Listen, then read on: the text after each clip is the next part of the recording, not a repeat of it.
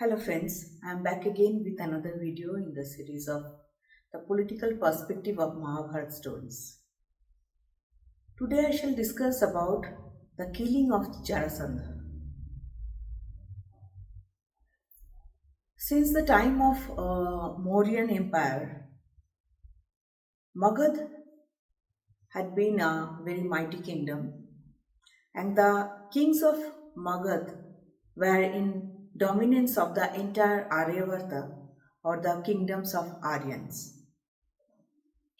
In Mahabharat, during the time of Pandavas, Jarasandha was the king of Magad, and he was a very mighty king. Unfortunately, Lord Krishna and Jarasandha were long-term enemies.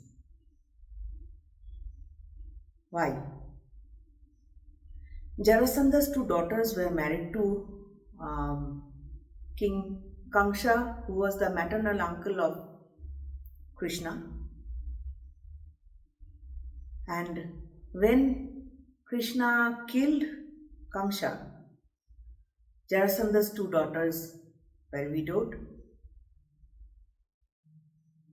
Jarasandha naturally became very angry with Krishna for that, and he decided to take revenge. So he made several attempts on the kingdom of Mathura and finally conquered it after 17 futile attempts. And in his rage, he set fire in the city of Mathura, which actually destroyed the city completely. As a result, Lord Krishna with his clan had to evacuate the city and move to Dwarka and set up his own new kingdom. This made Krishna and Jarasandha perpetual enemies. Later on, Krishna became an ally to the Pandavas. Now, he realized that if in future a war breaks between Kauravas and Pandavas, then Jarasandha will be a natural ally to Kauravas. And in that situation, if Kauravas get the alliance of Jarasandha, it will be catastrophic for the Pandavas, and their chance to win the war will reduce very significantly. So, Krishna had to think of a strategy when it became quite certain that the great war between Kauravas and Pandavas will happen. Jarasandha was not only a military genius, he was also a mighty wrestler, just like Bhim. But like many men in the position of power, he was also very, very egoistic. And Krishna decided to take advantage of that.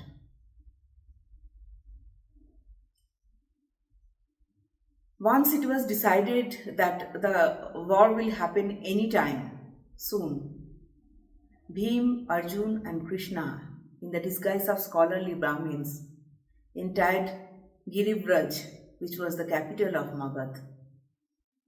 Then they set up connections with some of the nobles of Jarasandha's court, and which enabled them to reach to the royal court. And finally, the day they got an audience with the king Jarasandha, Bhim challenged Jarasandha to a wrestling contest.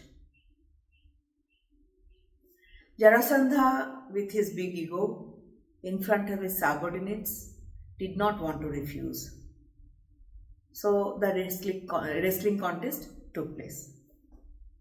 And as the wrestling was happening, and as the time progressed, it was very evident that Bhim was in disadvantageous position. He was tiring of, whereas Jarasandha was having full control over the duel. At that time, Lord Krishna signaled at Bhim to tear apart the body of Jarasandha and throw the two parts in the opposite direction so that they can't join. In the story, it says that Jarasandha had a boon that if he is torn apart, he can join back and revive. Bhim did exactly the same as Krishna said, and that's how Jarasandha died. But actually, probably it was a trick that Krishna knew a weak spot of Jarasandha from before, and he signaled that to Bhim where he hit. And because of that hitting, Jarasandha succumbed. From this entire story, we get to know two traits of Lord Krishna from political perspective. What he taught us from this story? First, always keep a close watch on your perpetual enemy so that action can be taken before he becomes a threat. And second, it is very important to know your enemy well before confronting him. And it is important to know both his strength and his weakness. That's all for today.